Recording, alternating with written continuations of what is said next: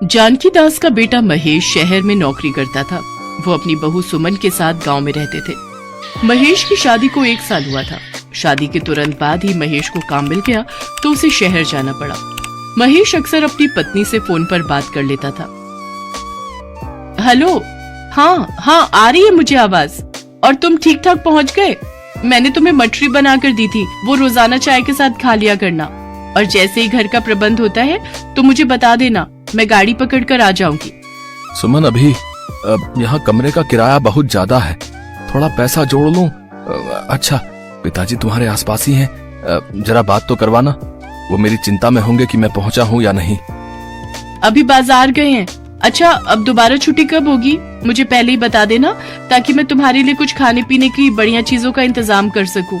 इस बार तो सिर्फ तुम 2 दिन के लिए आए थे, अब की बार 1 हफ्ते की छुट्टी लेकर आना। सुमन फोन रख देती है। बहू, मैं तो घर पर ही था।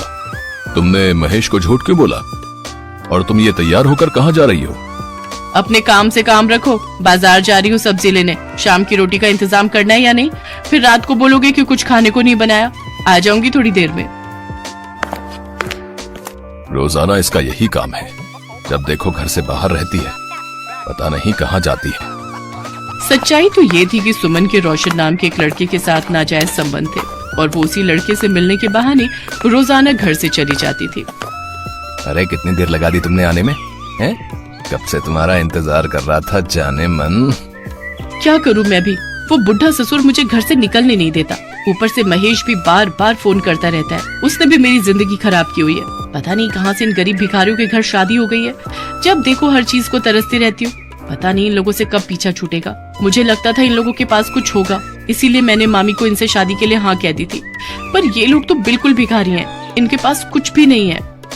अरे तो कोई बात नहीं, तुम्हारी सारी कमी मैं पूरी कर दूंगा।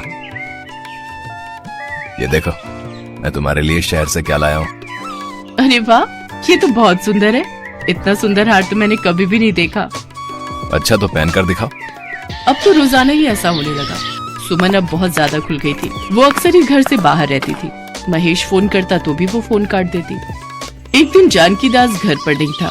सुमन ने रोशन को पीछे से घर बुला लिया। आज तुम्हारा बुढ़ा ससुर घर पर नहीं है क्या? कहाँ भेज दिया उसे? कहीं ऊपर तो नहीं भेज दिया है? इतनी अच्छी किस्मत नहीं है मेरी। अपने भाई से मिलने गए हैं, बोल रहे थे शाम तक लौटेंगे, इसलिए मैंने सोचा कि आज तुम्हें ही घर पर बुला लेती हूँ। इससे अच्छा मौका और नहीं मिलेगा। चलो फिर बोतल खोलते हैं, मैं मुर्गा भी लाया हूँ। मैंने कब से मुर्गा नहीं खाया, मेरे तो मुंह में पानी आ रहा है। तुम बैठो, मैं अभी ग्लास और प्लेट लेकर आती हूँ। रोशन और सुमन उस दिन खूब शराब पीते हैं। दोनों नशे की हालत में बिस्तर पर लेटे हुए थे। तभी जानकी दास आ जाता है और दोनों को उस हालत में पकड़ लेता है। ये सब क्या हो रहा है सुमन बहू? तुम महेश की पीठ पीछे ये सब कर्म कर रही हो, तुम्हें शर्म नहीं आती? तुम शादीशुदा औरत होकर एक पराये मर्द के साथ इस हालत में। इस लड़के को कहो अभी निकल जाए इस घर से, वरना मुझसे बुरा कोई नहीं होगा। मैं नहीं चाहता इस 4 दीवारी के बाहर कोई बात जाए, नहीं तो मेरे बेटे की कितनी बदनामी होगी ये तुम नहीं जानती हो। बेचारा मेरा बच्चा शहर में खून पसीना बहाकर मेहनत करके 4 रोटी के लिए पैसे कमा रहा है, और तुम यहाँ उसकी पीठ पीछे। छी, मुझे तो शर्म आती है। रोशन वहाँ से चुपचाप चला जाता है। मुझे माफ कर दो बाबूजी, मैं अब ऐसा नहीं करूँगी। मैं वादा करती हूँ, मुझसे गलती हो गई। आप महेश को कुछ मत बताना, मैं उस लड़के से कभी नहीं मिलूंगी। सुमन जानकी दास से माफी मांगती है। अपने घर की बदनामी ना हो, इस डर से जानकी दास चुप हो जाता है। एक दिन महेश अचानक घर आता है। जानकी दास उस समय बाजार से कुछ सामान लेने गए हुए थे। सुमन महेश को देखकर रोने लगती है। क्या हुआ सुमन, तुमने मुझे अचानक फोन करके क्यों बुलाया? महेश, मुझे तुमसे बहुत जरूरी बात करनी है। इतना कहकर सुमन महेश को कुछ बताने लगी, जिसे सुन महेश गुस्से से भर जाता है। तभी जानकी दास भी घर आ जाते हैं। अरे महेश बेटा, तू अचानक? अच्छा हुआ, देख आज मैं हरी हरी पालक लेकर आया हूँ। तुझे पालक का साग अच्छा लगता है ना? बहू, आज इसके लिए पालक का साग बनाना। और कितना झूठ बोलोगे पिताजी, मुझे सब सच पता चल गया है। सुमन ने मुझे सारी सच्चाई बता दी है। मैं कुछ समझा नहीं बेटा, कौन सी सच्चाई? सुमन ने मुझे कहा है कि आप उस पर गंदी नजर रखते हैं, और आपने उसके साथ कुछ ऐसी हरकत की है जो बताने लायक भी नहीं है। अब मैं आपको इस घर में नहीं रहने दूंगा। यहाँ से चुपचाप चले जाओ, वरना मैं भूल जाऊंगा कि आप मेरे पिता हो। तुम ये क्या कह रहे हो महेश बेटा? ये सब सुनने से पहले मैं मर क्यों नहीं गया? तुम जानते भी हो सुमन बहू ने तुम्हारी पीठ पीछे। सुनो, अगर अभी इसी वक्त ये घर से नहीं गए तो मैं जहर खाकर मर जाऊंगी। मैंने कहा पिताजी आप यहाँ से चले जाओ, मुझे आपका चेहरा तक नहीं देखना। आप अपनी बहू पर बुरी नजर रखते हो और ये बात मैं बर्दाश्त नहीं कर सकता। मेरी बात तो सुनो महेश बेटा। महेश घर का दरवाजा बंद कर लेता है। जानकी दास रोते हुए उसे आवाज लगाता है, पर महेश उसकी एक नहीं सुनता। जानकी दास रोता हुआ वहाँ से चला जाता है। अब तुम्हें डरने की कोई जरूरत नहीं है, पिताजी अब वापस नहीं आएंगे। और वैसे भी अब मैं तुम्हें यहाँ नहीं रहने दूंगा, मैं तुम्हें अपने साथ शहर ले जाऊंगा। अरे नहीं नहीं, अभी तो वैसे भी पैसों की तंगी से परेशान हो, अभी तुम वापस चले जाना, फिर जब सब कुछ ठीक हो जाए तो मैं आ जाऊंगी। अच्छा ठीक है, फिर मैं परसों वापसी कर लेता हूँ। सुमन के रास्ते का एक कांटा उसके ससुर को वो घर से निकलवा चुकी थी। अब वो चाहती थी कि जल्दी से जल्दी महेश शहर लौट जाए ताकि वो बेफिक्र होकर रोशन से मिलती रहे।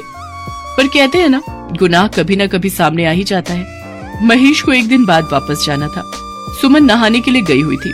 अचानक उसके मोबाइल पर रोशन का फोन बजने लगता है। सुमन तुम्हारे मोबाइल पर किसी रोशन का फोन आ रहा है। सुमन, अरे सुमन, अरे 2-3 बार फोन आ गया है, कोई जरूरी फोन तो नहीं? अरे रोशन नाम का तो कोई नहीं है, एक बार उठाकर देखता हूँ, क्या पता सुमन के मायके से कोई हो। महेश फोन उठाकर अभी हेलो कहने वाला था कि पीछे से रमेश बोल पड़ता है। क्या बात है सुमन, मैं कितनी देर से तुम्हें फोन मिला रहा हूँ। जब से तुम्हारे बुढ़े ससुर ने मुझे देखा है तब से तुमने मुझसे मिलना ही बंद कर दिया। अरे उस बुढ़े को मार कर फेंक क्यों नहीं देती? और तुम कह रही थी कि तुमने अपने पति महेश को बुलाया है। अरे कुछ तो खबर देती, तुमसे मिले बिना मुझे चैन नहीं पड़ रहा है। मुझे तुमसे आज ही मिलना है, अब मैं तुम्हारे बिना नहीं रह सकता। तुम आज शाम को ही मुझसे मिलने आ रही हो बस। रोशन जैसे ही फोन रखता है, महेश थोड़ी देर के लिए सदमे में आ जाता है। उसने वो सब अपने कानों से सुन लिया था जिसके ऊपर वो कभी भी यकीन नहीं करना चाहता था। तुम आवाज लगा रहे थे, किसका फोन था? तुम्हारे आशिक रोशन का। क्यों, घबरा क्यों गई सुमन? मुझे सारी सच्चाई पता चल चुकी है। मैंने तुम्हारे कहने पर अपने पिता को घर से बाहर निकाल दिया। मैं तुम्हें अब इस घर में नहीं रहने दूंगा। निकल जाओ मेरे घर से और मेरी जिंदगी से हमेशा हमेशा के लिए। अरे मेरी बात तो सुनो महेश, एक बार मेरी बात तो सुनो। सुमन गुस्से में महेश के सिर पर बराबर में रखा डंडा मार देती है। तभी महेश के पिता जानकी दास आ जाते हैं। इंस्पेक्टर साहब, मेरी बहू मेरे बेटे को जान से मारना चाहती थी, इसे ले जाइए और ऐसी सजा दीजिए कि आज के बाद ये किसी का भी घर बर्बाद ना करे। मुझे छोड़ दो महेश, मुझे माफ कर दो। इसे ले जाइए इंस्पेक्टर साहब। पिताजी मुझे माफ कर दीजिए, मैंने आपके साथ बहुत बुरा सलूक किया। सुमन को पुलिस पकड़कर ले जाती है। पुलिस रोशन की तलाश में बहुत दिनों से थी। रोशन को भी पकड़ लिया जाता है। वो एक नामी बदमाश था। उसके बाद महेश अपने पिता को लेकर शहर आ जाता है। उसे अफसोस था कि काश सुमन जैसी धोखेबाज लड़की से 1 साल पहले उसकी शादी ना हुई होती तो आज उसे ये दिन न देखने पड़ते। पर जब अपने पिता का हाथ वो अपने कंधे पर रखा देखता है तो उसे तसल्ली हो जाती है कि कहीं न कहीं आज उसके साथ गलत होने